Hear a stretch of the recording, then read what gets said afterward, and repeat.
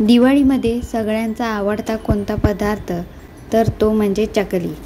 पण ही चकली जराही तेल न पिणारी, अगदी कुरकुरीत खुसखुशीत अशी, अगदी डबा संपेपर्यंत कुरकुरीत राहणारी अशी चकली. अशीच चकली तुम्हाला जर हवी असेल तर वाटीच्या आणि वजनाच्या अगदी परफेक्ट प्रमाणात चकली भाजणीची रेसिपी तुम्हाला पाहायला मिळणार आहे. चला तर मग रेसिपीला पटापट सुरुवात करूया. नमस्कार, प्रियंकाच रेसिपीमध्ये मी तुमचं मनपूर्वक स्वागत करते.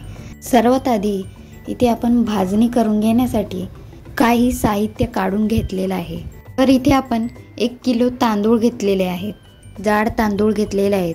भाजणीसाठी आपण जाड तांदूळच वापरायचे आहेत.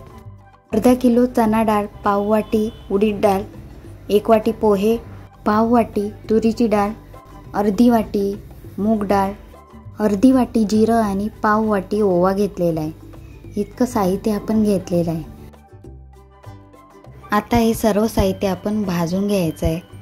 सगळ्यात आधी आपण तांदूळ घेतलेले आहेत भाजण्यासाठी. थोडे थोडे करून आपण तांदूळ भाजून घेणार आहोत. तांदूळ आधी आपण स्वच्छ पाण्याने धुवून पंख्याखाली एका फडक्यावरती पसरवून वाळवून घेतलेले आहेत. ही भाजणी आपल्याला जास्त भाजायची नाही आहे, नाहीतर आपली चकली करतानाच तुटू शकते. म्हणून थोडी थोडीच भाजायची आहे ही भाजणी. तर इथे तुम्ही पाहू शकता तांदूळ आपले भाजून झालेले आहेत. आता काढून घेऊया. तर इथे आपण दुसरे राहिलेले तांदूळ सुद्धा आपण यामध्ये भाजून घेणार आहोत. हे तांदूळ सुद्धा भाजून झालेले आहेत. हे पण आता परातीमध्ये काढून घेऊया. तर इथे आता आपण चणा डाळ पण भाजून घेणार आहोत. इथे आपण चणा डाळ, उडीद डाळ आणि तांदूळ स्वच्छ धुवून पंख्याखाली वाळवून घेतलेले आहेत. चणा डाळ आपण भाजून घेतोय. तोपर्यंत तुम्ही चॅनलवर नवीन असाल तर सबस्क्राईब करा आणि बेल आयकॉनवरती क्लिक करा, जेणेकरून तुम्हाला माझ्या नवीन नवीन रेसिपीज पाहायला मिळतील. चणा डाळ पण भाजून झालेली आहे. आता आपण एका ताटामध्ये काढून घेऊया. आता आपण या कढईमध्ये उडीद डाळ घालायची आहे. ती पण आपण थोडी थोडी भाजायची आहे. भाजणीचं कोणताही साहित्य भाजताना मंद आचेवरती म्हणजेच कमी आचेवरती भाजायचं आहे.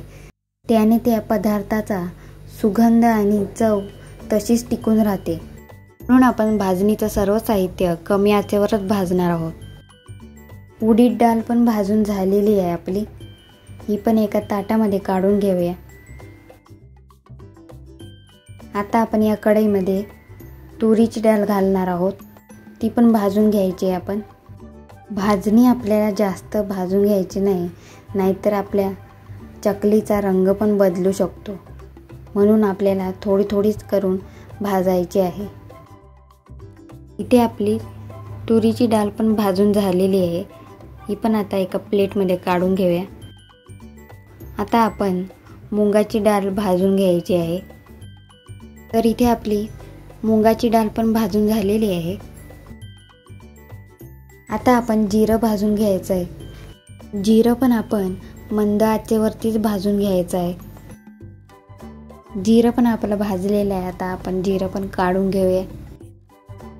आता आपण ओवा पण भाजून घेऊया. ओवा पण आपण मंद आचेवरती 10 ते 15 मिनटं भाजून घेणार आहोत. जिरं आणि ओवा या भाजणीमध्ये घातल्यामुळे चकलीला चव पण खूप छान लागते. ओवा पण आपला भाजून झालेला आहे. आता काढून घेऊया. त्यानंतर आता आपण पोहे भाजून घेऊया.